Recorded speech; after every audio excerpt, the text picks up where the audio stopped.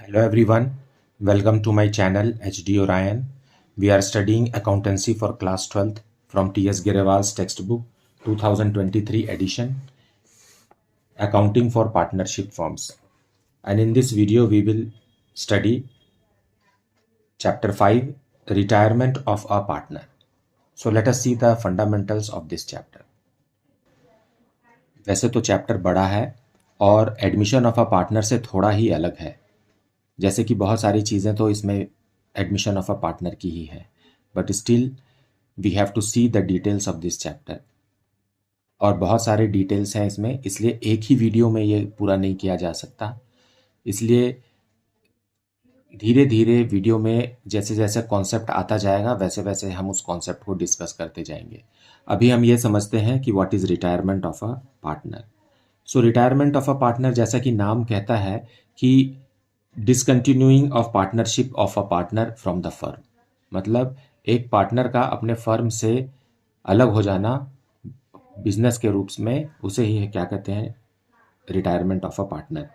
जैसा कि बुक में लिखा हुआ है, retirement of a partner means reconstitution of the firm under which old partnership agreement comes to an end and new partnership agreement among the remaining और continuing partners comes into existence. इसमें क्योंकि ये एक reconstitution of firm का ही एक उदाहरण है, reconstitution of a firm में एडमिशन, रिटायरमेंट और डेथ तीनों ही केस आ जाते हैं। इसमें भी पुरानी कॉन्स्टिट्यूशन खत्म हो जाती है और नया एग्रीमेंट या कॉन्स्टिट्यूशन बनाया जाता है, जिसमें कि एक पार्टनर या एक से अधिक पार्टनर अब पार्टनर नहीं है। सो therefore it is said that the old partnership agreement comes to an end and a new partnership agreement comes into effect. Now the firm however continues, a partner may retire from the firm. तो अब क्या आधार है जिस पर कि एक partner retire हो सकता है? Those grounds are if there is an agreement to that effect. सो पहले ही हमने पार्टनरशिप डीड में लिखा हुआ है कि किस तरीके से कब कैसे कोई पार्टनर रिटायर हो सकता है। सो in order to stick with the agreement, that is partnership deed, a partner can retire. Second, if the agreement does not exist, then if all the partners agree to retirement of a partner, और अगर agreement नहीं है कि partner retire होगा कब कैसे होगा, तो सारे के सारे पार्टनर अगर इस बात पर मंजूरी दे देते हैं कि किसी पार्टनर को रिटायर हो जाना चाहिए, तो वो पार्टनर रिटायर हो सकता है।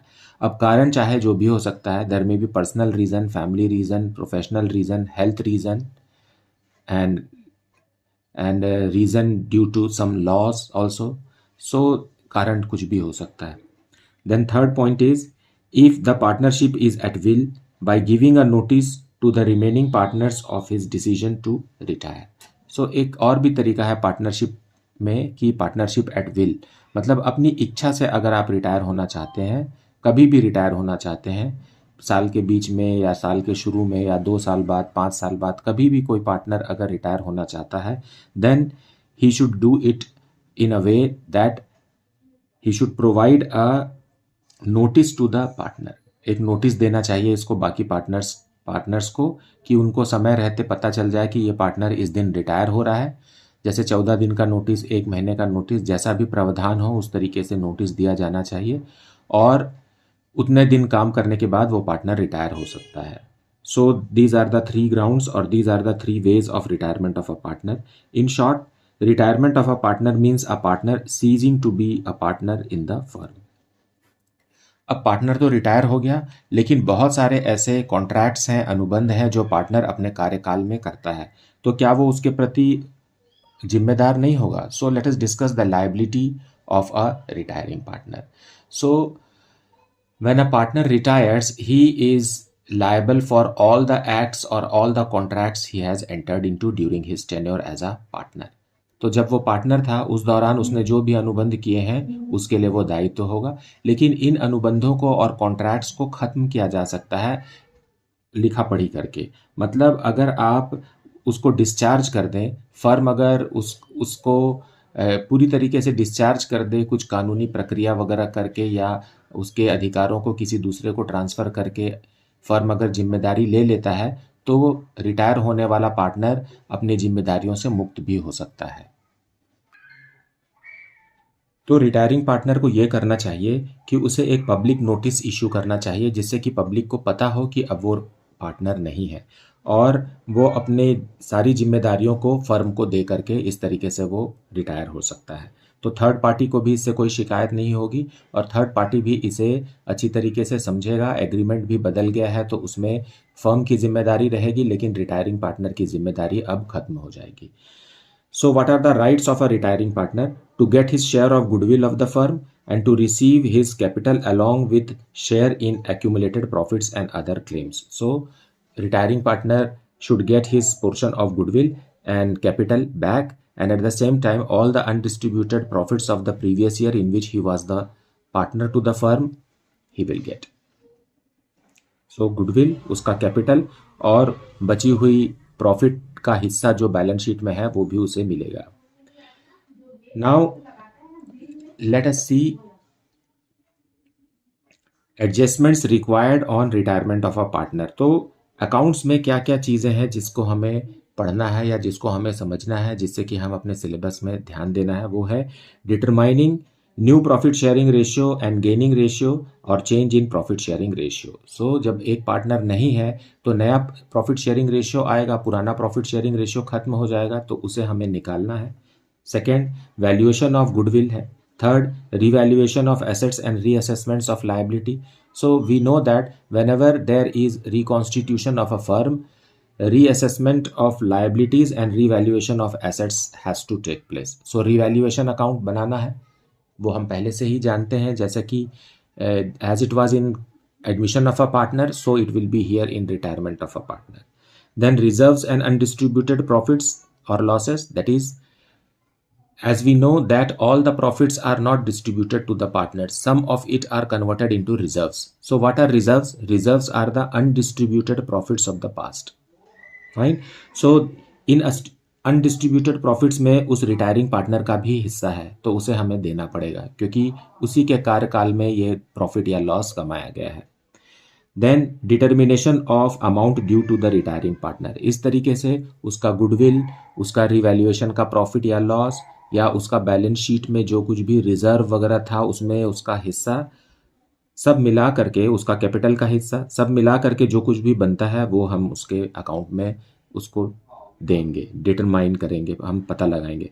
Then payment to the retiring partner, और उससे पेमेंट भी किया जा सकता है, ये किश्तों में भी किया जा सकता है, एक मुश्त भी किया जा सकता है, जैसे फर्म की हैसियत हो या एग्रीमेंट हो या उनको सुविधा हो या आपस में वो बात करके जो भी डिसाइड करते हैं।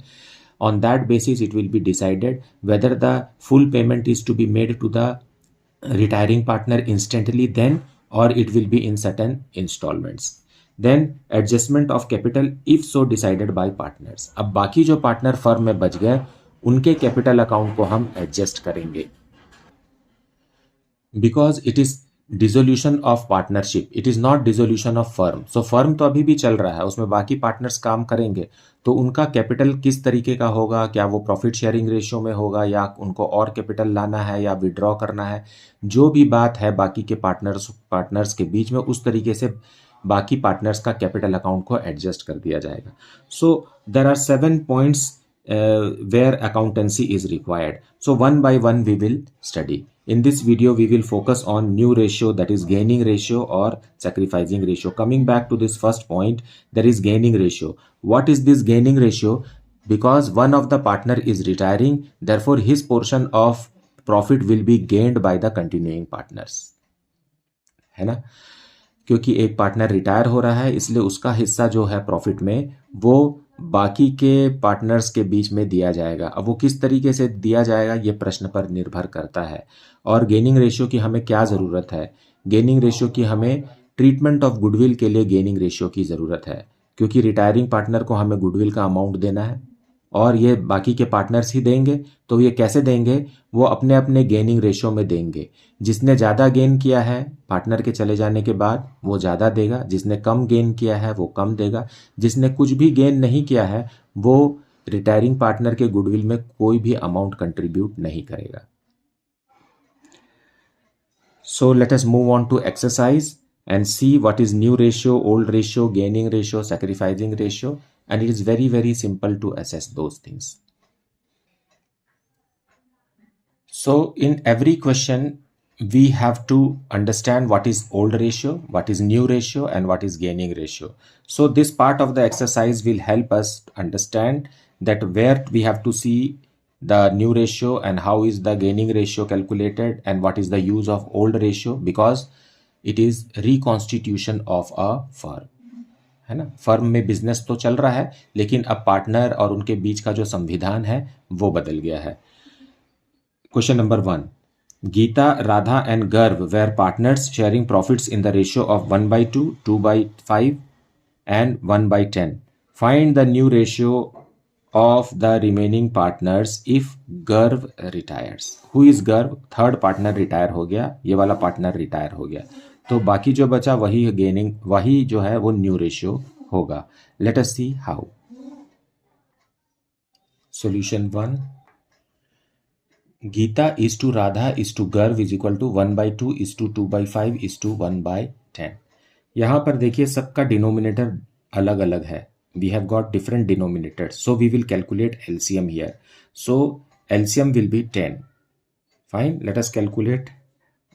I know that you know these things, taking out LCMs and all, but still some of you, if you are doubtful, then divided by 2 it is 1, it is 5, and it is again 5. Then again the least prime number for this is 5 and 1 1 1, so 2 into 5 is equal to 10. Okay, so LCM is 10. अब सबके denominator को हमको क्या करना है, 10 बनाना है। तो कैसे बनाएंगे, 1/2 को नीचे 10 कैसे करेंगे, 5 से मल्टीप्लाई और डिवाइड करेंगे।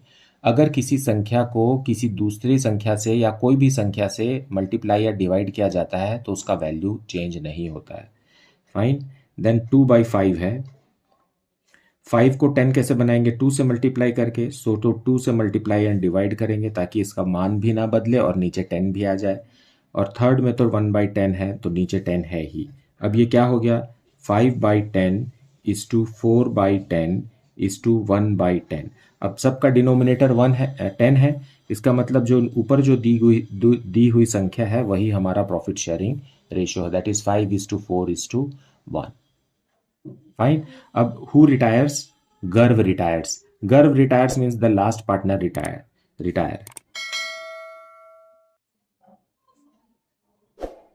Therefore, new ratio of Geeta and Radha is equal to, गर्व को छोड़ दीजिए, 5:4। This is the answer. It is very very simple. क्योंकि गर्व रिटायर हुआ इसलिए न्यू रेशियो जो गीता और राधा का था वो 5:4 हो गया। अगर राधा रिटायर होता तो 5:1 होता न्यू रेशियो, और अगर गीता रिटायर होती तो न्यू रेशियो 4:1 होता। Now let us see question number 2. From the following particulars, calculate new profit sharing ratio of the partners. Shiv, Mohan and Hari were partners in a firm sharing profits in the ratio of 5:5:4. Mohan retired and his share was divided equally between Shiv and Hari. So let us see part A first and then we will come to part B of the question. Means A and B are different questions. They are not interconnected or linked.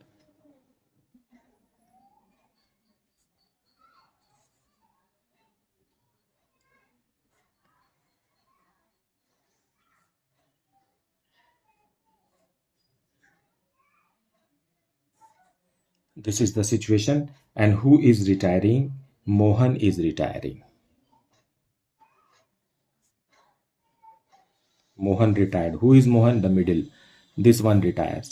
Now Mohan का हिस्सा कितना है? Mohan is 5/14. 5 divided by 5 plus 5 plus 4 is 5/14 and it is divided. ये हिस्सा ले लेंगे, कौन ले लेगा? Old partner, continuing partners will take this portion. Fine, because if a partner ceases to be a partner, then his portion of profit will be taken over by the continuing partners, and in this case it is equally. So 5/14 का आधा कितना होगा? 5/14 का आधा 1/2 और 5/14 का दूसरा आधा 1/2, ऐसा ही होगा। मतलब ये हो गया 5/28। 5/28 ये कौन लेगा? शिव। और दूसरा कौन लेगा? Hari. So the half equally it has been distributed to the continuing partners. Now the new ratio. Let us calculate new ratio for Shiv. Shiv के पास पहले से कितना है 5/14. अब उसको कितना मिल गया 5/28 और मिल गया. फाइन. अब एलसीएम क्या होगा 28 ही होगा. 14 2 28 होता है. 28 होगा एलसीएम. और 14 को हम 28 बनाएंगे तो क्या करेंगे 2 से मल्टीप्लाई और डिवाइड करेंगे. तो 2 multiplied by 5 will be 10 plus ये 28 ही है तो ऊपर का 5 रहेगा. एज अ रिजल्ट ये हो गया 15/28. फाइन. अब है हरी. दूसरा पार्टनर है हरी. हरी के पास कितना है 4/14 पहले से है और अब 5/28 आएगा. तो एलसीएम 28 आएगा. 28 divided by 14 is 2. 2 multiplied by 4 is 8 plus 28 divided by 28 is 1 multiplied by 5 is 5. It is 13/28.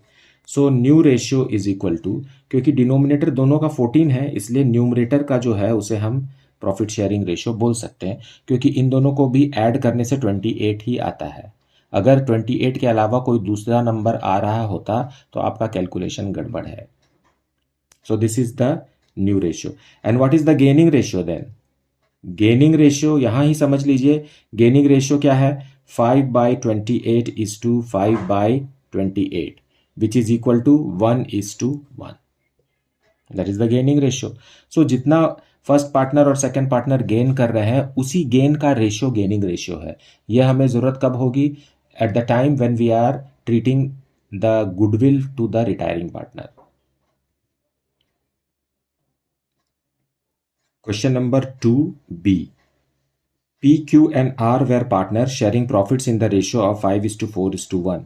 P retires from the firm. हमें करना क्या है? New profit sharing ratio calculate करना है. इसमें फर्स्ट पार्टनर P रिटायर हो रहा है तो P का पोर्शन छोड़ दीजिए, बाकी जो बचा है वही कंटिन्यूइंग पार्टनर का न्यू रेशियो है. That is 4:1. You can see here answer is 4:1. So just by observing the ratio also there are certain questions in which you can understand what is new ratio. सो P चला गया इसलिए बाकी जो बचा ratio वही new ratio है. अगर Q रिटायर हो गया होता तो रेशियो क्या होता 5:1 होता. अगर R चला गया होता तो रेशियो क्या बनता 5:4 होता. और न्यू रेशियो ही हमारा गेनिंग रेशियो भी होता. इस बात को समझिए. The new in such case where no special gaining ratio is suggested और new ratio is not suggested in the question, then the new ratio will be your gaining ratio for treatment of goodwill. जैसा कि admission of a partner में होता था कि old ratio ही sacrificing ratio रहता था, उसी तरीके से हमें रिटायरमेंट ऑफ अ पार्टनर में new ratio he in case में जब न्यू रेशियो और ओल्ड रेशियो कंटिन्यूइंग पार्टनर का सेम है ना, क्योंकि P चला गया तो ओल्ड रेशियो क्या था Q और R का 4:1. न्यू रेशियो क्या है 4:1 सेम है तो गेनिंग रेशियो भी क्या रहेगा न्यू रेशियो ही उनका गेनिंग रेशियो रहेगा. This concept we will further more understand when we are solving the numericals, bigger numericals. और ये जो अभी हम पढ़ रहे हैं ये किसी भी क्वेश्चन का एक छोटा हिस्सा है. Means it is just a point, it is just one thing to understand. परंतु ये जरूरी भी है. It is important also because if you miscalculate the ratios then all the distribution of amounts will be wrong resulting in lesser marks और no marks. अब देखते हैं question number 3. R, S and M are partners sharing profits in the ratio of 2/5:2/5:1/5. सबका denominator 5 है. As a result इनका ratio क्या है 2:2:1. Numerator वाला जो नंबर है वही हमारा रेशियो है 2:2:1. M decides to retire from the business and his share is taken by R and S in the ratio 1:2. Calculate the new profit sharing ratio. यहाँ इस क्वेश्चन में समझिए कि रिटायरिंग पार्टनर के हिस्से को कंटिन्यूइंग पार्टनर 1:2 में ले लिए, मतलब यही हमारा गेनिंग रेशियो है. फाइन. सो जब गेनिंग रेशियो को समझने की बारी आएगी तो आपको स्पेशल क्वेश्चंस की जरूरत नहीं है. हर क्वेश्चन में आपको गेनिंग रेशियो मिल जाएगा और हर क्वेश्चन से आप new ratio and old ratio भी देख सकते हैं. So it is not that in every question you will be particularly asked to see what is gaining ratio, then you should draw your attention. That's not done. So here also you understand that this is the gaining ratio, and based on this gaining ratio we have to calculate the new ratios of the continuing partners. Let us see the solution. Solution 3, R is to S is to M is equal to 2 by 5 is to 2 by 5 is to 1 by 5, which is equal to 2 is to 2 is to 1. M retires. M has retired.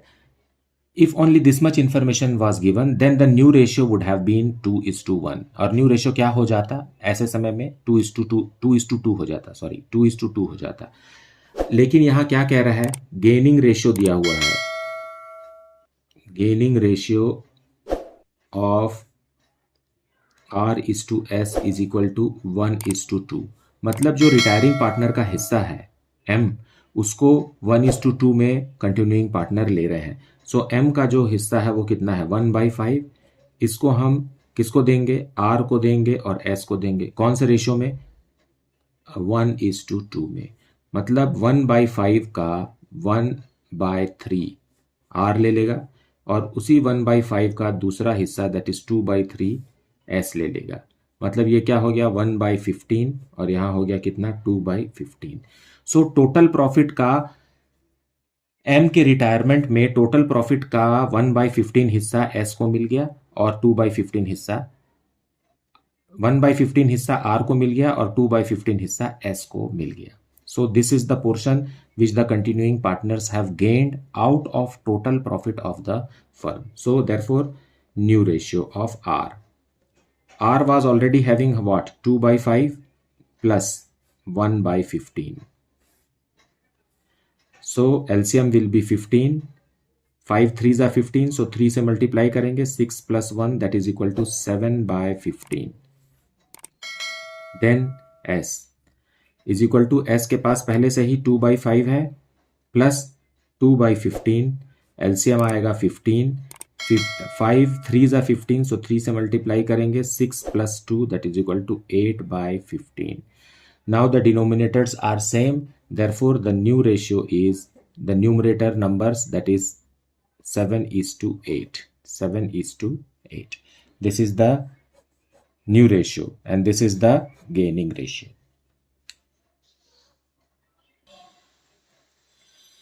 Now let us see question number 4. X, Y and Z are partners sharing profits in the ratio of 1/2, 3/10 and 1/5. Calculate the gaining ratio of the remaining partners when Y retires from the firm. जैसा कि अभी पहले पढ़े हैं, new ratio ही यहाँ gaining ratio होगा.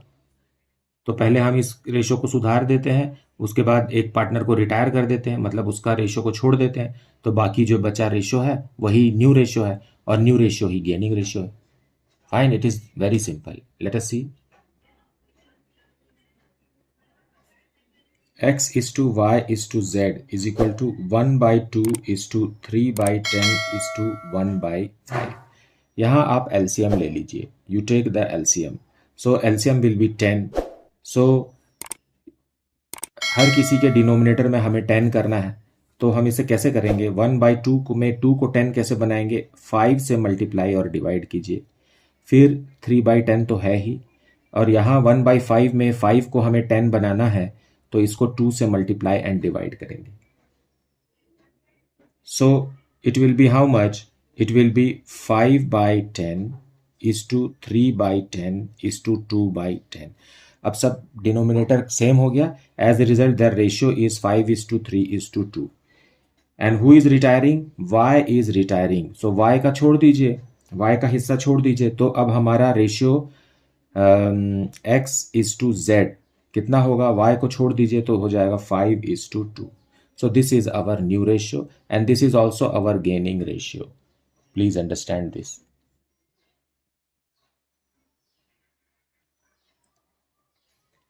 Now let us see question number 5. Sarthak, Vansh and Mansi were partners sharing profits in the ratio of 4:3:2. Sarthak retires. Vansh and Mansi will share future profits in the ratio of 2:1.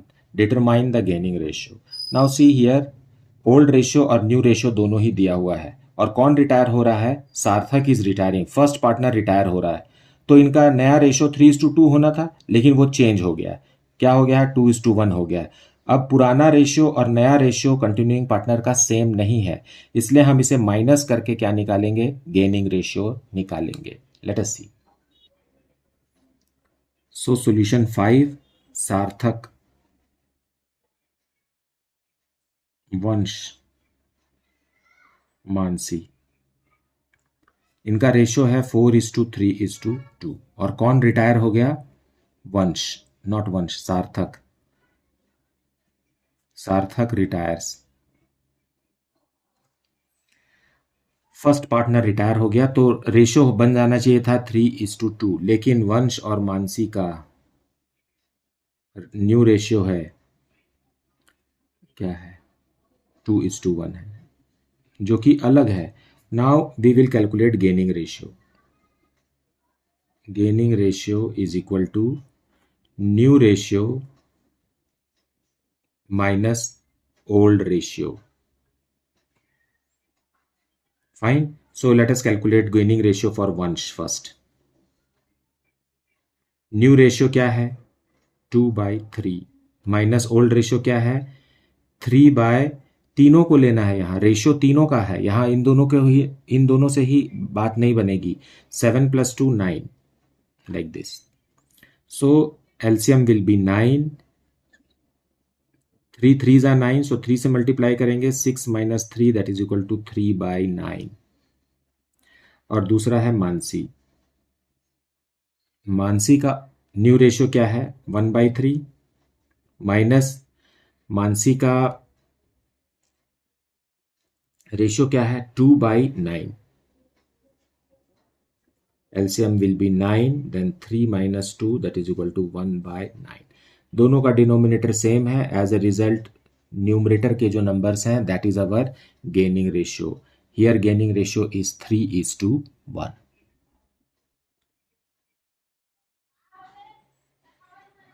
Question number 6A. W, X, Y, and Z are partners sharing profits and losses in the ratio of 1/3, 1/6, 1/3, and 1/6 respectively. Y retires and W, X, and Z decide to share the profits and losses equally in future. Calculate gaining ratio.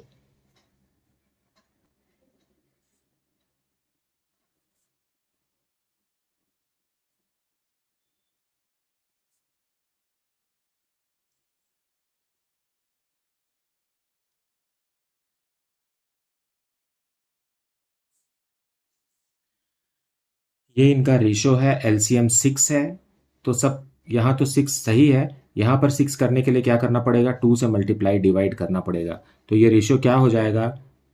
1/3 into 2/2 is to 1/6 वैसे ही रहेगा, then 1/3 into 2/2 और इधर ऐसा ही रहेगा। तो ये ratio क्या बन गया? न्यूमरेटर वाला रेशियो बन जाएगा 2:1:2:1। फाइन। अब क्वेश्चन में क्या कह रहा है कि who retires? Y retires, this is the partner who retires. So W:X:Z is equal to equal, that is 1:1:1। Y तो रहा नहीं, तो 1:1:1। अब ये पुराना रेशियो और नया रेशियो में फर्क है, देखिए इन तीनों का, यहाँ इन तीनों का। So we will calculate gaining ratio, that is equal to new ratio minus old ratio for partner W। New ratio क्या है? 1/3। ओल्ड रेशियो क्या है? 2/2 3 4 5 6, 2/6। अब इसे सॉल्व करिए, एलसीएम आएगा 6, ऊपर आएगा 2 - 2 दैट इज इक्वल टू 0, नील। मतलब वाई के रिटायर होने से डब्ल्यू को कोई भी उसके प्रॉफिट के पोर्शन में इंप्रूवमेंट या डिक्रीज नहीं हुआ। neither he has gained nor he has sacrificed. Then X, second partner X. X means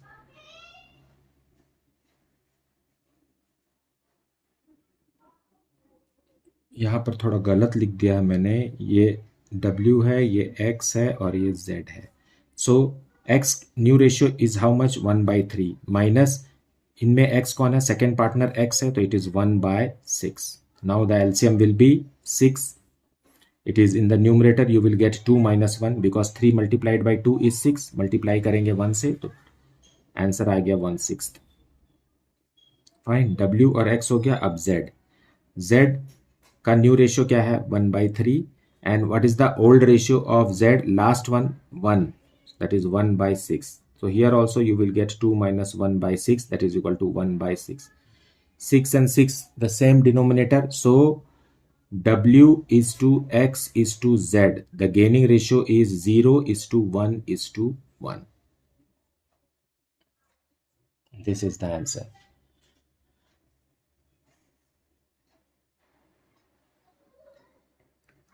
Sixth B. A, B and C are partners sharing profits and losses in the ratio of 4:3:2. C retires from the business. A takes 4/9 of C's share and the balance is taken by B. Calculate the new profit sharing ratio and gaining ratio of the partners. Let us see the solution. Solution 6th B. There are 3 partners A, B and C and the ratio is 4:3:2. ये उनका ratio है. अब कौन retire हो गया? C retire हो गया. C retire हो गया. अब C का हिस्से को हम A और B को देंगे. C का हिस्सा कितना है? C is equal to 2/4 + 3 7 8 9. 2/9 हिस्सा C का है और इसे हम किसको देंगे? कंटिन्यूइंग पार्टनर को देंगे, मतलब A और B को देंगे. They will gain. And question says A takes 4/9 of C's share and B takes and balance is taken by B. So 4/9 कौन ले गया? A ले गया. C के हिस्से का 4/9 ले गया. तो C का हिस्सा कितना है? 2/9. सो हम मल्टीप्लाई करेंगे यहां 2/9. It means 8/81. 8/81th portion of the total profit is gained by A on C's retirement. उसी तरीके से B जो है, B अगर 4/9 A ले गया है तो B कितना ले जाएगा? 9 - 4/9, क्योंकि बाकी जो बचा, क्योंकि 9 चाहिए हमें, तो हम 4 को कंपेयर करेंगे 9 से तो 5 आएगा ऊपर. 5/9 हिस्सा B ले जाएगा. किसका ले जाएगा? 2/9 का. तो ये क्या हो गया? 5/9 into 2/9, that is equal to 10/9. So this is the gaining ratio. This is what A and B have gained. So what is the gaining ratio of A and B? Gaining ratio is how much? It is not 9 here, it is 81. 81. 9 into 9 is 81. It is 8/81 is to 10/81, which is equal to 4:5. है ना? ये क्या हो जाएगा? 8:10 हो जाएगा. इसको divide करेंगे हम 2 से तो आ जाएगा 4:5. So this is their gaining ratio and it is your answer. Now new ratio let us calculate. New ratio आप कैलकुलेट करेंगे ए का. ए के पास पहले से ही कितना है? 4/9. 4/9 है ए के पास और ए ने कितना गेन किया है? 8/81 गेन किया है. तो प्लस करिए इसमें 8/81. उसी तरीके से B was having how much? 3/9 plus how much has he gained? 10/81. So when we solve this, we will get the new ratio. LCM will be 81. Fine. 9 into 9 is 81. 9 multiplied by 4 is 36 plus 8. क्योंकि यहाँ तो 81 है ही. ये हो जाएगा 44/81. और यहाँ भी LCM 81. 9 multiplied by 9, so 9 से मल्टीप्लाई करेंगे 3 को, आएगा 27 plus 10, that is equal to 37/81. So our new ratio of A and B is 44:37. ये हमारा न्यू रेशियो. इन दोनों को आप ऐड करेंगे तो 81 ही आएगा. It means the calculation is correct. So this is how the new ratios, gaining ratio and the old ratio is to be understood. All are interconnected with each other, and in each and every question you have to face new ratio, old ratio and gaining or sacrificing ratio. So you have to get perfect in calculations. If you are not confident, then one should practice a little and you will master it in few minutes also. You see, I will say that 1 or 2 questions or 3 4 questions if you solve, then you will get the logic and everything will be fine with you. And you should not spend much time on this, because a question demands much time and calculation. So you cannot just spend so much of time in calculation of sacrificing gaining and new ratios and all. Fine. मुझे उम्मीद है कि आपने video को पूरा देखा है, बिना स्किप किए हुए देखा है और कॉन्सेप्ट को भी अच्छे से समझा है. And if you are having any doubt related to this, then please put it in the comment section. I will also suggest you to watch the previous videos. Admission of a partner भी इसी साल का पढ़ाया गया है, so you can refer to the playlist of admission of a partner and take advantage of this. If you find the video interesting and informative and knowledgeable, then please like it and share it with your friends. Your encouragements encourages me. Thank you so much for watching this video. Thank you so much for liking, subscribing and sharing this channel.